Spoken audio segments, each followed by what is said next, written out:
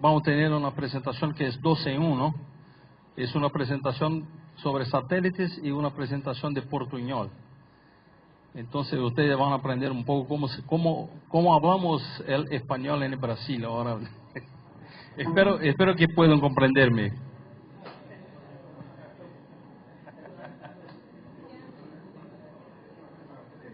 ¿Eh?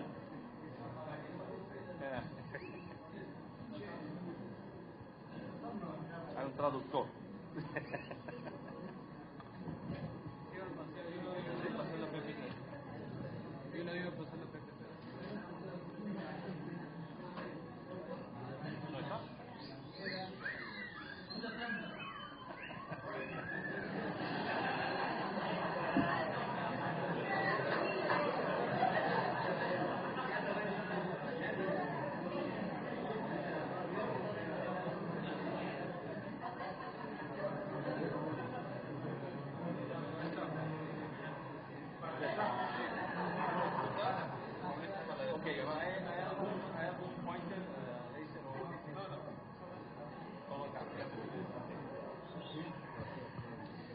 Bueno, buenas tardes a todos.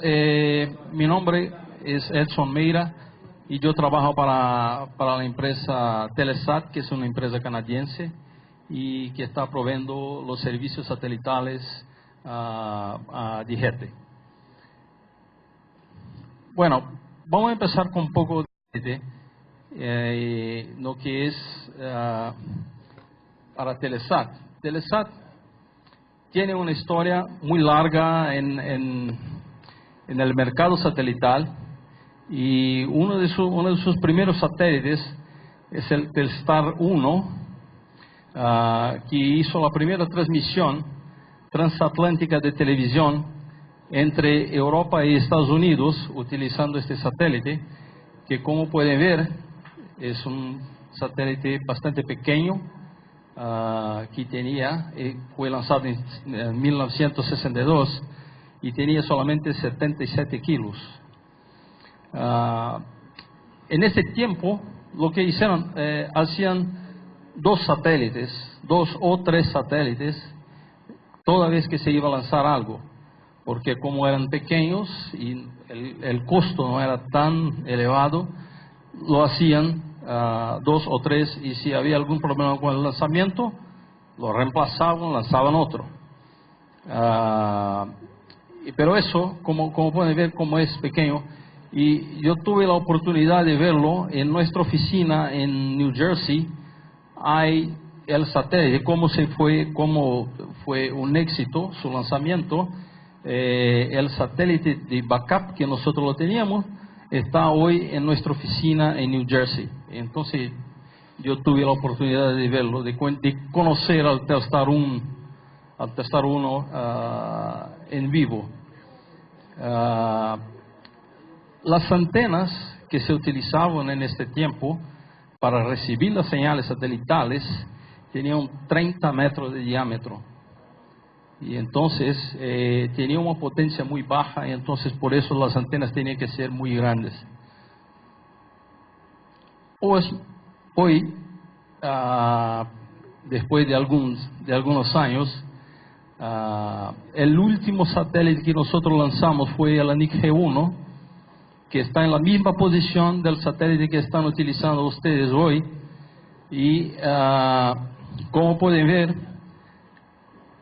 la diferencia de tamaño del satélite, porque esto es el satélite que está cerrado, no tiene sus antenas, sus alas abiertas, y esta parte se va acá en el cohete, y que es solamente esto que ven acá, es solamente esta parte.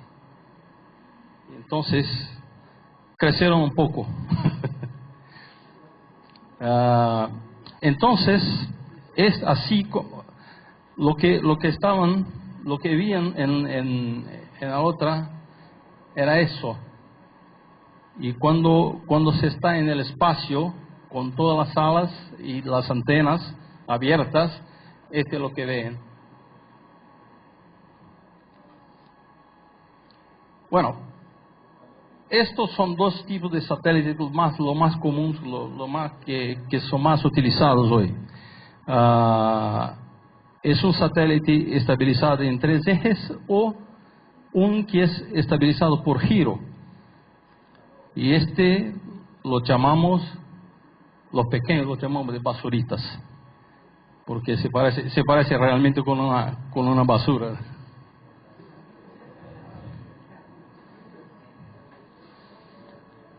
Ok, bueno, entonces vamos ahora que ustedes ya son expertos en satélite, vamos a hablar un poquito más de cómo es ese mercado, cómo se trabaja con eso. Entonces vamos a hablar un poco de la visión de Arthur Clarke, a la cobertura global del satélite, a las regiones de la UIT, tiempo de propagación, ventajas geográficas y otras cositas más. Entonces, bueno, empezamos con la visión de Arthur Clarke. ¿Alguien conoce a Arthur Clarke?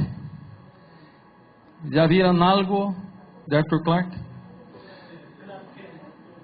¿No? La película 2001. ¿La conocen?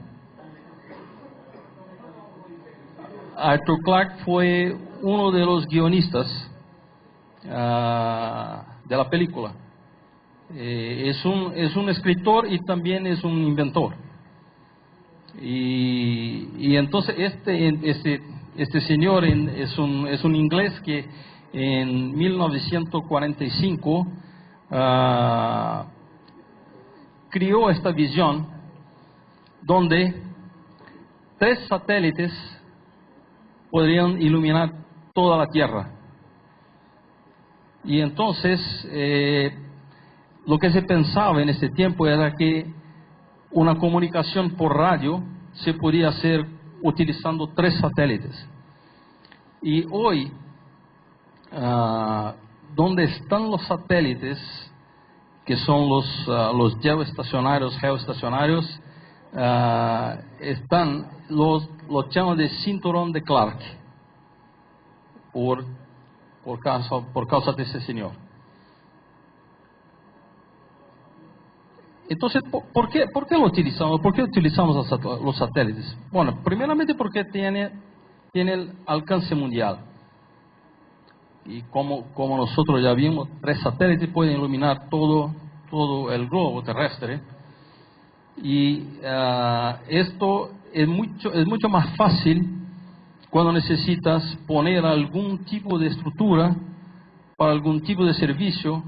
Es más fácil utilizar los satélites que utilizar una red terrestre, porque los costos para poner para poner toda esa red terrestre es muy alto. Y entonces, para algunas aplicaciones, el satélite es la mejor y más rápida solución posible. Y entonces, los satélites hoy pueden trabajar en 3 órbitas. Una órbita elíptica, una órbita polar o una órbita ecuatorial. La órbita ecuatorial es la órbita del satélite geoestacionario que nosotros utilizamos. Entonces, hoy Telesat también, por razones geográficas, también está involucrada en algunos proyectos en Canadá. Tiene una ubicación muy al norte, y por algunas razones los satélites que están en el Ecuador no les cubre totalmente algunas regiones. Y entonces para ellos la órbita polar es algo muy importante. Entonces eso es algo interesante. No sé si ustedes ya vieron las antenas que hay para televisión o algún otro tipo de servicio satelital. En general, estas antenas, ellas no están apuntadas directamente al satélite, porque hay un apuntamiento eléctrico que está en una distancia de algo como 30 grados. Y entonces, si su antena está apuntada ahí, el apuntamiento eléctrico es ese. Hay una diferencia. Y entonces, es bastante común en Canadá que antenas, en algunos puntos las antenas están apuntadas abajo. Y otros lo tienen que poner al revés, porque el horizonte eléctrico tiene que ser tan bajo que no se puede apuntar la antena así. Entonces la ponen al revés. Entonces por eso están involucrados en la órbita polar. Entonces, ¿qué es? GEO, que es tierra estacionaria, es sin movimiento. El satélite es un punto fijo en el espacio, pero en realidad no lo es.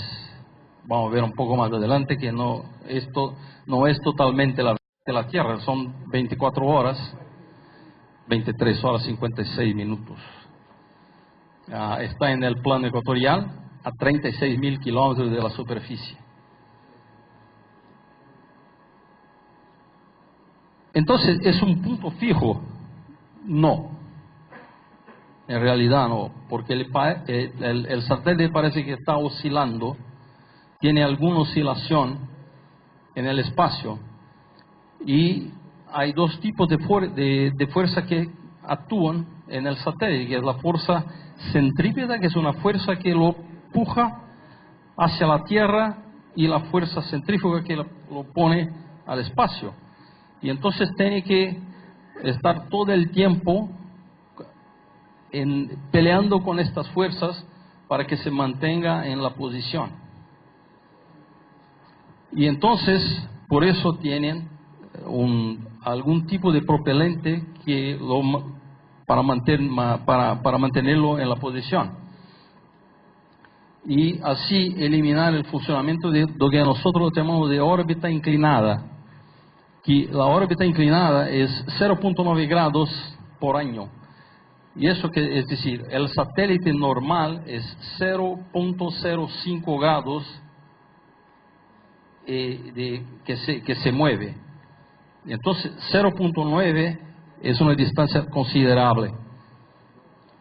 Y entonces, si el satélite sale, la antena tiene que moverse. Y entonces la órbita inclinada son para servicios cuando el satélite ya tiene su vida útil muy adelantada.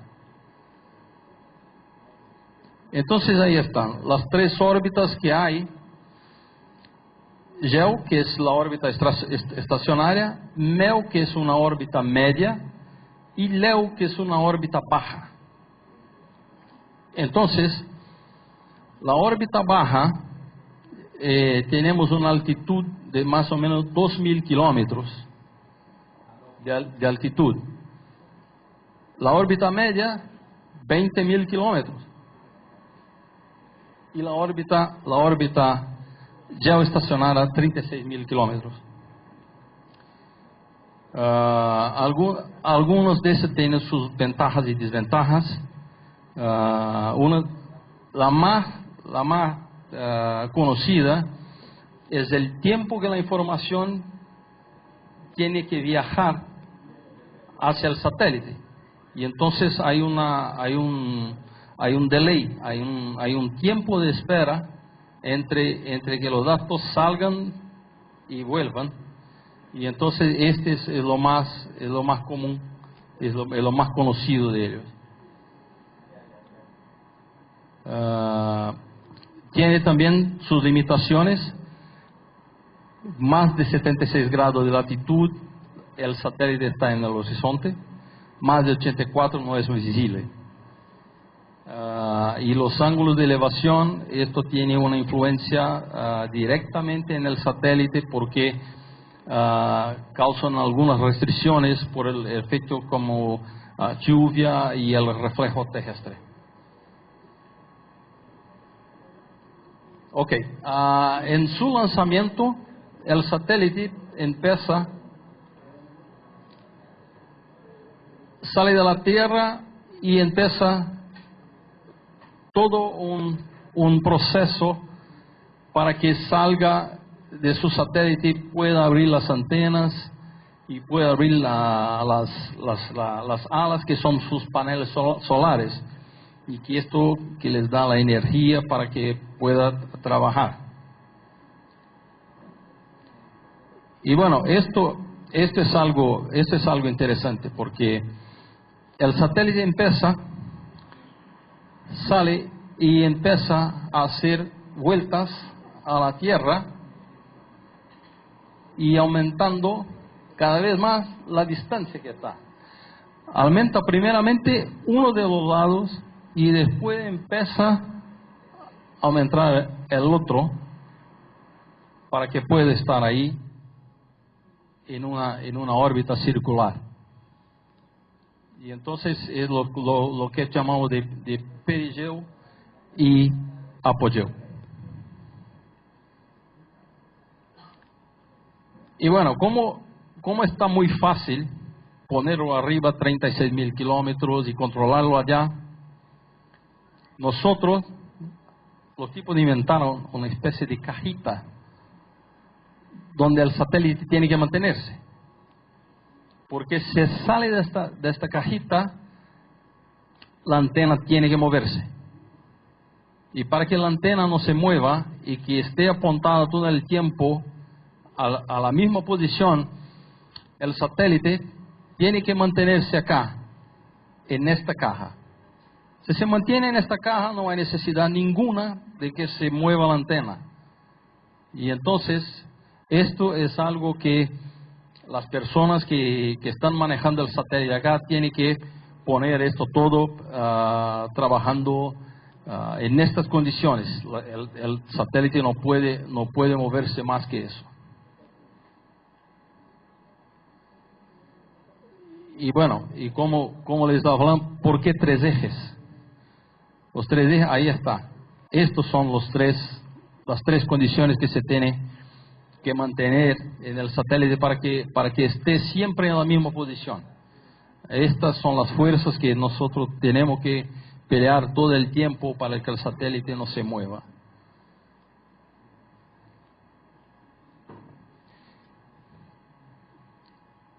¿Qué son 36.000 kilómetros?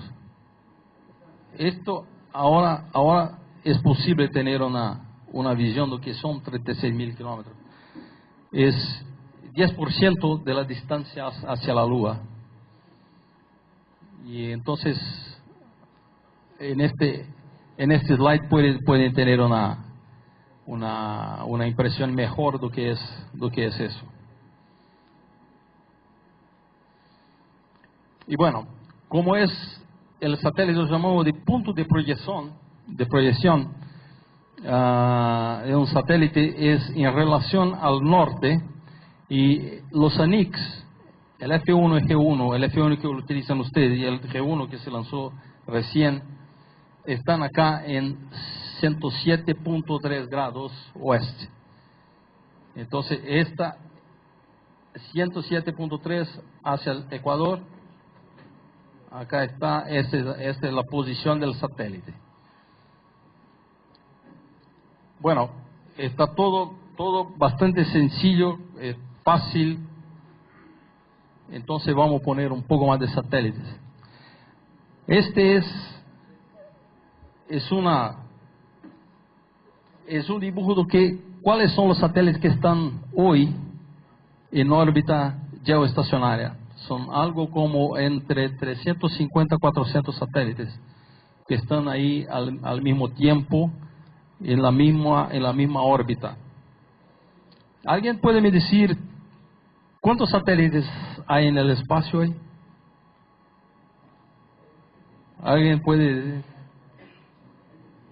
algún número? 1000. En total, 1000 satélites en las 3 órbitas. Entonces hay mucha gente caminando ahí arriba. Entonces, algunas veces pasa algunos accidentes.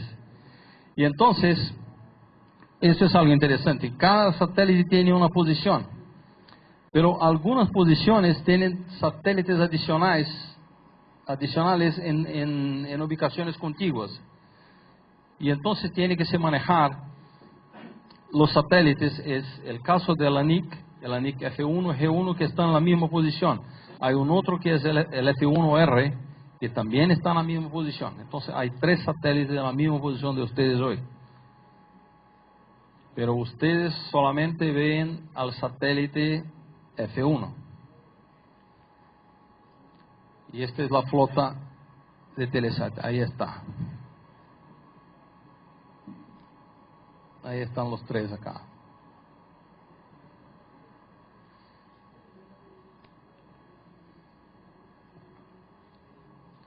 Bueno, ¿cómo pueden trabajar en la misma simultáneamente? Existe una separación de 2 grados entre los satélites, los diferentes tipos de satélites. Satélites que ustedes utilizan hoy, la separación son 2 grados. Hay algunos otros tipos de satélites, por ejemplo, los satélites que tienen televisión satelital, como de DirecTV, que tienen, estos satélites tienen una separación de 9 grados, porque transmiten mucha información, y si se ponen los satélites muy cerca, las antenas tienen que ser más grandes, y nosotros vamos a ver esto un poco más adelante. De cobertura también es un otro punto que se da mucha influencia en eso. Y las bandas de frecuencia también es algo que se puede cambiar para que los satélites no tengan interferencia uno en los otros. Y entonces eso es lo que está pasando. El satélite de 1 para 2 para 3, nosotros tenemos acá 2 grados. 2 grados significan 1200 kilómetros de distancia. Y entonces es una distancia considerable, porque una pequeña distancia acá abajo refleja en una distancia muy larga arriba, en 36.000 kilómetros. Y entonces es lo que estaba comentando con ustedes.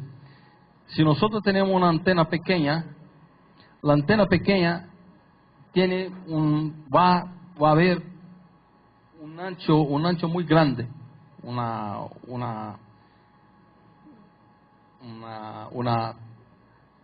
son muchas frecuencias que se ve. Cuanto más grande la antena, más directo está apuntada a algún satélite. Y entonces las antenas pequeñas, como son de DirecTV, por ejemplo, estos son antenas que pueden tener una distancia muy grande entre un satélite y otro. Por este que es ASI, que es Adjacent Satellite Interference, es una interferencia del satélite que está al lado. Y entonces, si el satélite está muy cerca y transmitiendo con una potencia más alta, usted pierde la señal. Y entonces, por eso, hay que haber una coordinación entre frecuencias de todos los satélites. Y ahí está una figura que muestra un poco mejor esto, porque cuando se apunta una antena a un satélite, usted puede recibir algunas frecuencias que no son las frecuencias que se debe recibir. Y entonces, por eso, la separación entre los satélites es muy importante. Y entonces esto no es algo que pueda quedarse sin control. Bueno, esta es una foto del lanzamiento del satélite ANIC F1 que se lanzó de Baikonur en Kazajistán. Y esta es una foto del satélite. ¿Ok? Y entonces, vamos a decir, ¿qué es un satélite? Un satélite es nada más que un repetidor. Usted envía una señal,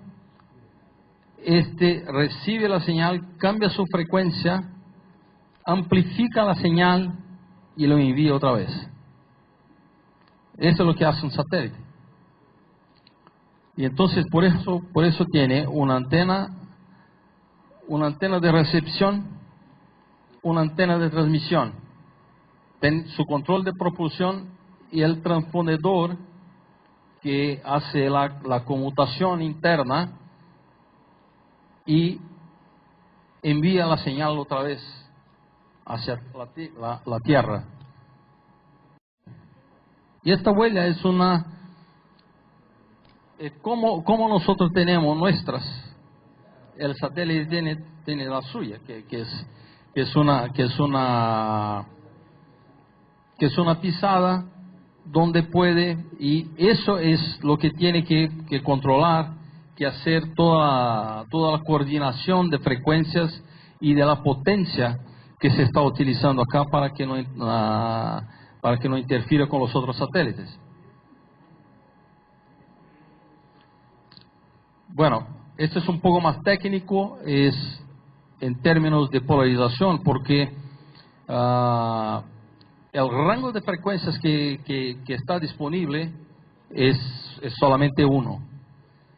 Y entonces, ¿qué hicieron los técnicos? Porque usted tiene una cantidad limitada de espectro que se puede utilizar. Y entonces lo que hacen la polarización, lo modulan en una polarización, usted utilizan 500 MHz. En otra polarización, otros 500, entonces es el doble. Y ahí se duplica el ancho de banda del satélite. Y entonces eso es algo que se utilizó y que amplió la capacidad de los satélites que estaban trabajando inicialmente. Y nosotros lo llamamos de reutilización de frecuencias. Son las mismas frecuencias, pero en una otra polarización. Y por eso tiene que se coordinar muy bien eso para que no haya interferencia entre ellos. ¿Y quién cuida para que esa interferencia no sea perjudicial? Es una organización que se llama UIT, es la Unión Internacional de Telecomunicaciones. Esta organización define la utilización de frecuencias y es la entidad que va a decir quién va a tener los derechos de la posición orbital, de las frecuencias que se va a utilizar. Todos estos señores controlan a todo. Y entonces si, por ejemplo, si Perú quiere tener su propio satélite, tiene que irse a la UIT y decirles, mira, yo me gustaría tener la posición de 85 grados. Y entonces pone esta solicitación y esta posición de 85 grados, en la próxima reunión se discute si nadie tiene algún impedimento, la dan a Perú. Y Perú tiene ahí como 5 o 10 años para poner un satélite en esta posición. Si no lo pone, la pierde y pasan a otro.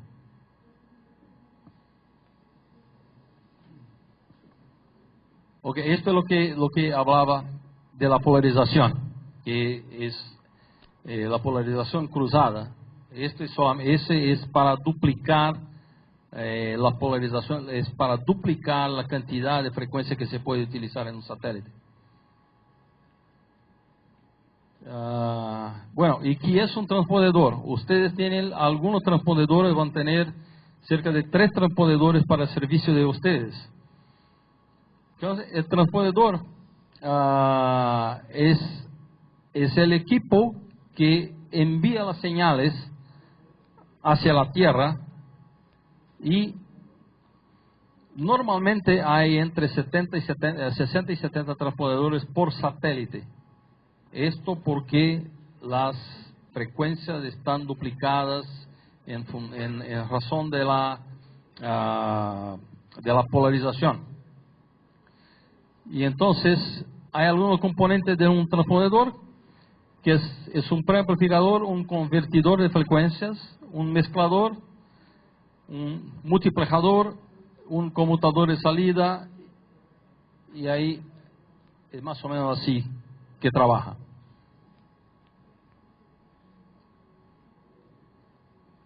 Bueno, estos son los subsistemas que hay.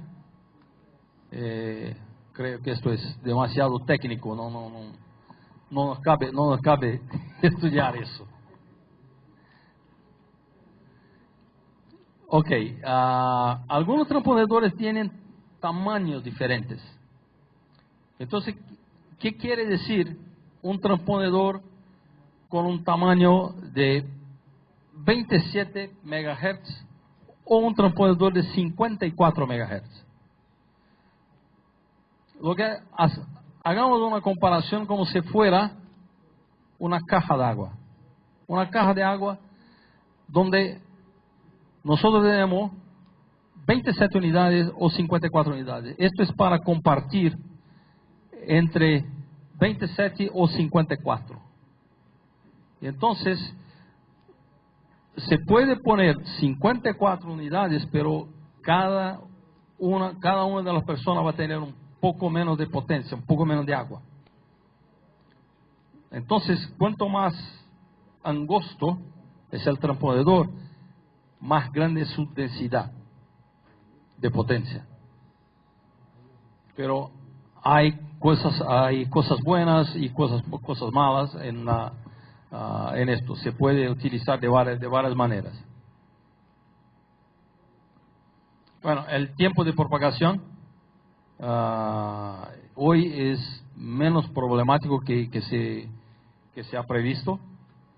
Hoy sí, porque los equipos que están utilizando acá abajo están mucho más preparados para este tipo de características satelital, y entonces eso está bastante avanzado.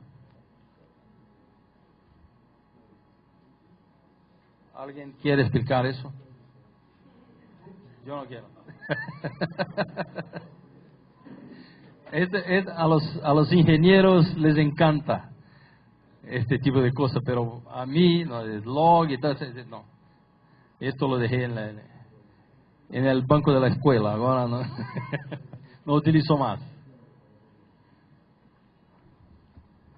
Ok. Algunas cosas que nosotros tenemos que tener en cuenta en los satélites, que los satélites están en una ubicación remota, bastante remota, 36.000 kilómetros. Y entonces los equipos de comunicación tienen que ser de extrema calidad, y todo tiene redundancia. No hay algo, si hay algún tipo de falla, hay que tener una redundancia para eso, porque no hay cómo mandar a alguien para repararlo.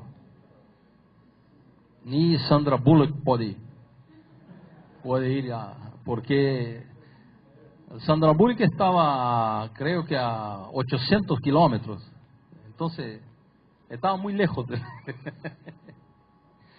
la energía que se necesita por el tema de los eclipses, entonces hay que tener baterías para eso, combustible para lanzamiento, para maniobras, para mantenimiento de posición. Esto es necesario todo el tiempo. Y bueno, el peso es limitado también para lanzarlo, pero es limitado hoy, porque como nosotros ya vimos, el primer satélite, el Telstar 1, uno de los primeros, tenía 77 kilos, y hoy nosotros lanzamos el NIC G1, tenía 5 toneladas, son 5.000 kilos, entonces ya Los cohetes hoy lo limitan a 5 o 6 mil kilos, pero al futuro es posible que se pueda lanzar satélites más grandes. Bueno, los paneles solares obviamente son para transformar la energía solar en eléctrica, que es la principal fuente de energía de los satélites.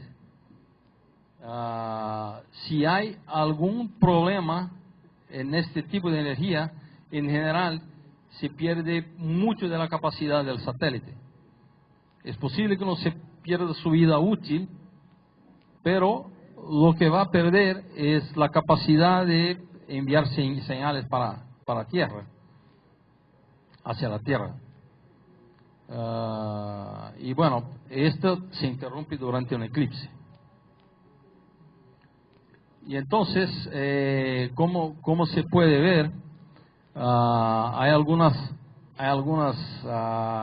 partes del año, como la primavera y el otoño, que son peores para los satélites, cuando el eclipse es mucho más,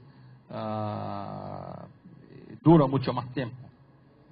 Entonces hay mucho más interrupciones de servicio durante este tiempo. Por eso las baterías son muy importantes, para que el satélite no se pierda, porque el satélite tiene algo que es muy importante, que es este sensor terrestre.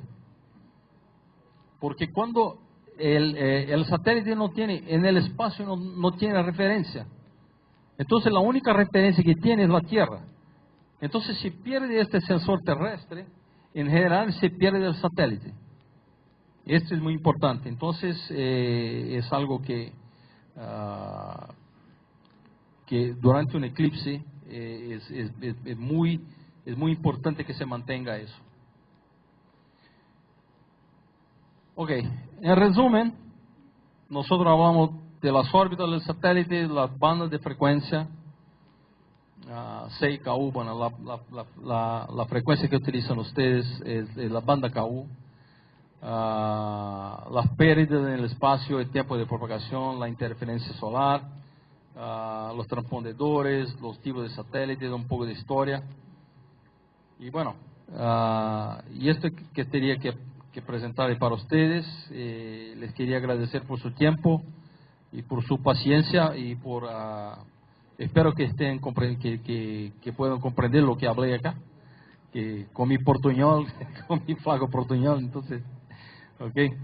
Entonces, muchísimas gracias a todos.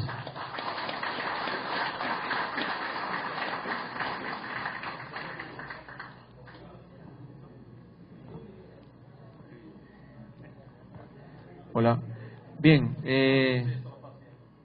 le damos las gracias a Edson Meira. Ok, a ver, ¿hay una pregunta, Edson? Una pregunta. Sí. A ver. ¿Qué tal? Buenas tardes. Como sabemos, todo satélite tiene un tiempo de vida, que es variable. Y por ejemplo, también suceden a veces casos, contingencias, ¿no? Como en el caso, por ejemplo, del primer satélite que Chile envió hace varios años, que el lanzamiento fue un éxito, pero cuando llegó su momento de que se despliegue, no funcionó. Se convirtió en chatarra espacial. Y como ese caso, también hay otros satélites, ¿no? Y cuando termina la vida del satélite, ese satélite es llevado a una órbita más lejana, una órbita cementerio. Y esto es porque recuperar el satélite no es fácil. Al menos eso es lo que yo tengo entendido, ¿no? Usted me corregirá. Pero resulta que usted al principio de la presentación hizo mención que había visto directamente al primer satélite Telstar. Mi pregunta es si se trata de una copia del Telstar o si ese satélite fue recuperado y qué método se utilizó.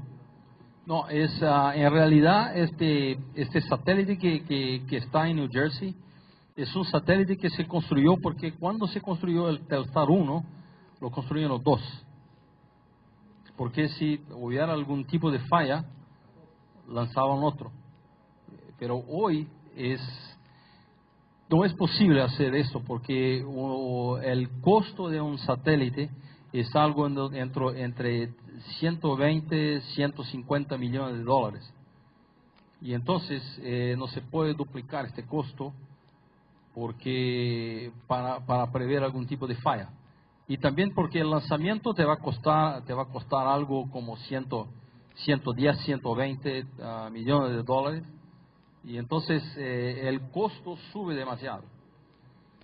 Y bueno, con respecto a la vida útil, ¿qué se hace con los satélites después que termina su vida útil? La vida útil, respondiendo a usted, es en general algo como 15 años.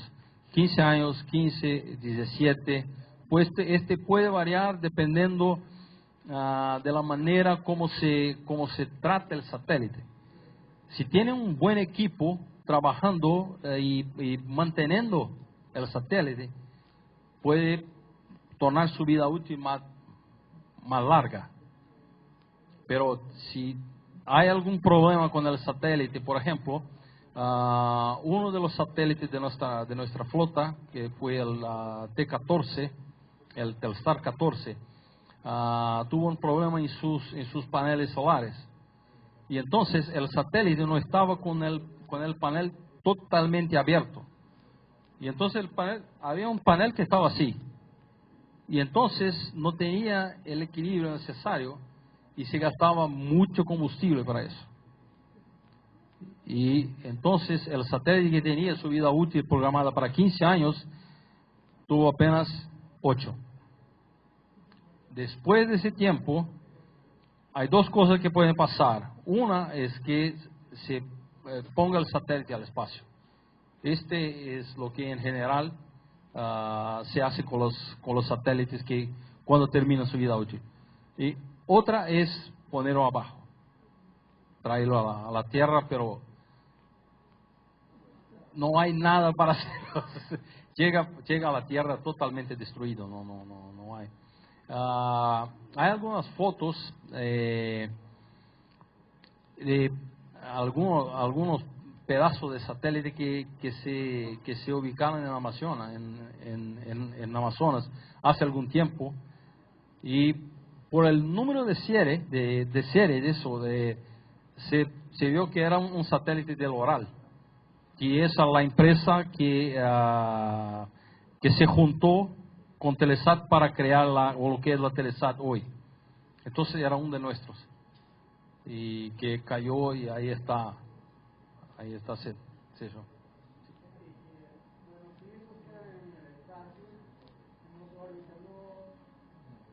Y como dice usted, son muchos satélites.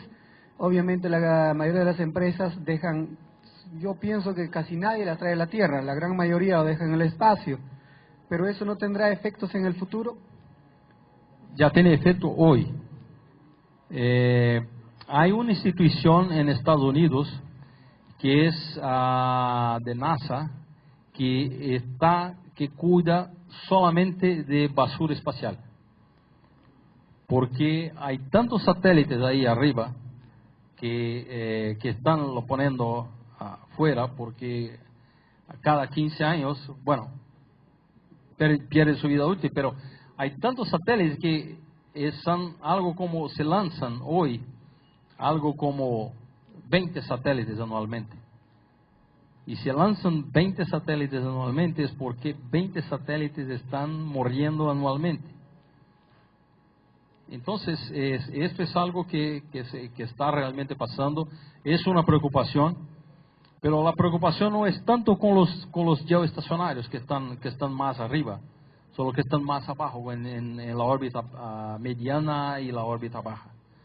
Sí, si tú buscas en Google como basura espacial o como, tú vas a ver algunas fotos que sacaron la cantidad de satélites que hay que no están trabajando, pero que están ahí en el espacio, y hay colisiones todo el tiempo.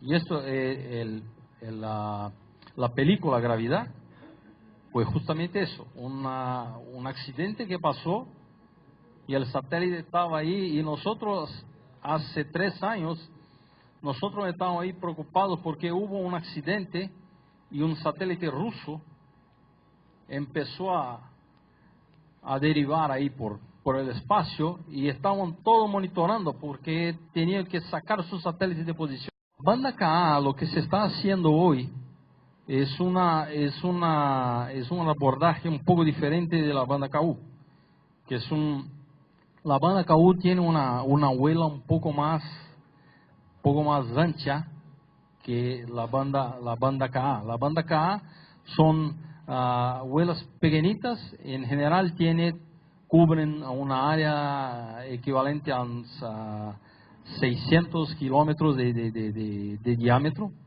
Es bastante pequeña la vuela de la banda KU que nosotros tenemos en el ANIC, cubre toda Sudamérica.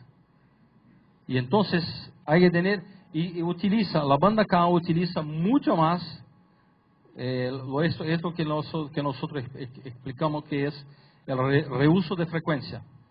Como las vuelas son pequeñas, usted puede utilizar una frecuencia acá, otra frecuencia acá, otra frecuencia acá, y la repite la primera. Y entonces hay muchas vuelas pequeñas y se va replicando las mismas frecuencias de tiempos en tiempos. Y entonces se puede dar una utilización mucho mayor que una banda KU o una banda C. Por eso el satélite en banda KA puede tener un ancho de banda mucho mayor que los satélites convencionales. Pero es algo que las empresas están empezando a tratar ahora con ese tema un poco más en nuestra región, porque el satélite de banda KU él sufre una interferencia de la lluvia. Si hay lluvia, la señal cae. La banda C no sufre tanto, pero la banda KA sufre más que la banda KU. Y entonces en algunas regiones esto puede ser un problema, pero los equipos siguen avanzando, la calidad de los equipos y la manera como se hacen eso. Por ejemplo, hace 5 o 7 años, si tenía una lluvia, la señal caía, punto. Esperaba pasar la lluvia, la señal volvía, regresaba al servicio. Hoy lo que pasa es, la señal empieza a llover, la señal cae un poco y la modulación se va adaptando a la señal que está recibiendo del satélite. Entonces se adapta a eso, la velocidad disminuye, pero el servicio se mantiene. Y entonces la banda KA va a pasar lo mismo. Pero hoy los equipos están un poco más caros, pero a lo largo del tiempo se va a pasar a tener equipos con mucho más calidad y a un precio mejor. Y entonces está en las previsiones de todos, que es la banda KA. Y hoy también se está trabajando, hay mucha gente que está trabajando en la banda B.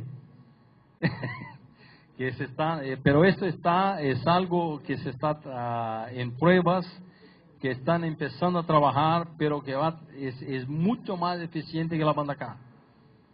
Y entonces están ahí, hay algunos locos, los tipos que les gusta mucho, los ingenieros, todas esas fórmulas de pérdidas y eso, todo, que les gusta mucho, están estudiando eso.